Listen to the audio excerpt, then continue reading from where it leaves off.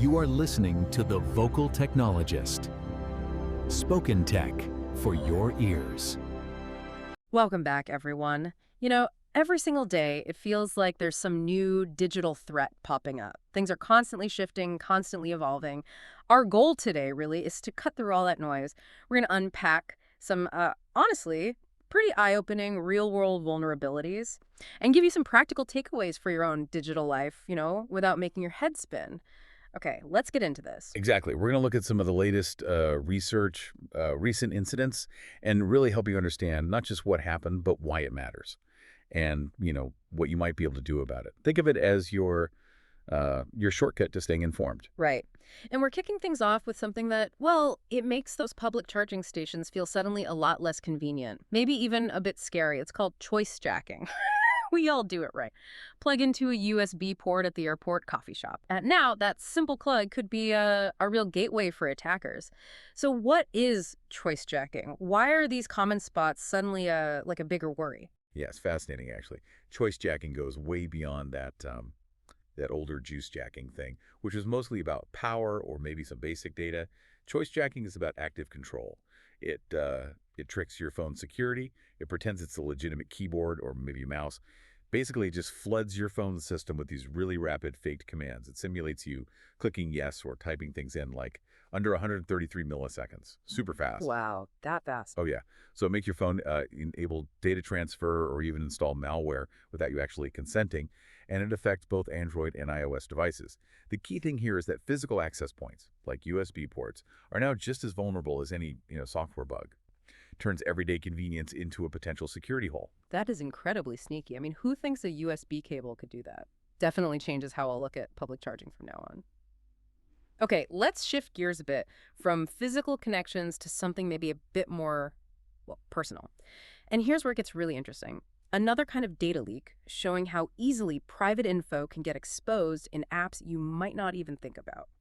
Indeed. So, security researchers recently found some vulnerabilities in the LUMMA sex toy app. They discovered this loophole where an attacker could send a specially crafted request to the app's server. And it basically tricked the server into revealing a user's private email address just by using a fake ID and an encrypted payload. Hold on, so they could get your email just from your username on the app. That's right. Now, LUMMA's claimed they fixed both an account takeover flaw and this email disclosure issue. But the researchers reported back that actually only the account takeover part was truly fixed, the email leak. Still there, apparently. Okay, so if LUMMA said it was fixed, but the researchers are saying, no, it's not, what does that tell us about trust and transparency when these bugs are found? Feels like you constantly have to double-check claims. It really does raise a crucial question about verification and, user trust. And this isn't just about one specific app. It's a pretty stark reminder that any service holding your personal data, no matter how niche, could be a target. Really highlights the need to look closely at permissions and data policies for all your apps, not just the obvious ones like banking or email. Yikes. Okay, so public chargers, private apps, vulnerabilities seem to be everywhere, but it's not just technical flaws, right? Attackers are getting really clever at tricking us, the users. Let's talk about how they're using fake CAPTCHAs now to deliver malware. I mean, you're just trying to prove you're not a robot, right? So what does this mean for you online? Right, this specific technique, they're calling it ClickFix. And it's a perfect example of social engineering. Attackers set up a fake CAPTCHA page. Looks legit, but it tricks users into pressing the Windows key plus R, to open the run box, and then pasting a PowerShell command straight into that box, hit enter, and boom. That command downloads something called LUMMA stealer malware.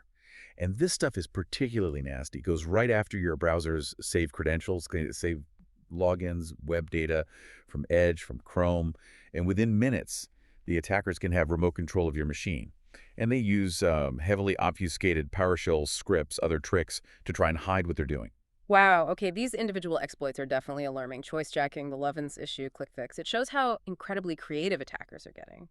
But what do these specific things tell us about the bigger picture? The larger trends and challenges that cybersecurity pros are facing every day. Well, if we connect this to that bigger picture, these kinds of sophisticated attacks really show why security professionals feel so overwhelmed.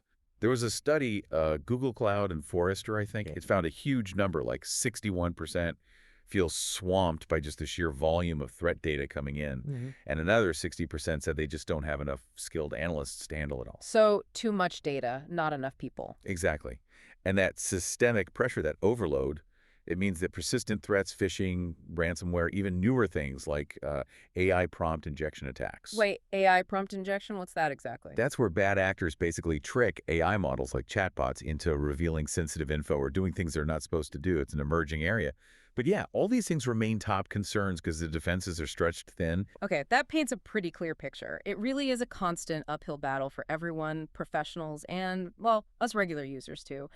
We've covered quite a bit: hidden dangers in public chargers, app vulnerabilities exposing private data, even those deceptive CAPTCHAs tricking us. Yeah. The common thread seems to be attackers are just incredibly creative, always finding new angles. Which, raises an important question, I think. Given this overwhelming amount of threat data that security teams are dealing with, and the sheer cleverness of new attacks like choicejacking and ClickFix, how much responsibility really falls on individuals, on you, to understand these evolving threats? And maybe more importantly, what crucial role does continuous learning play for all of us in staying safe digitally, especially when the next exploit is always just around the corner?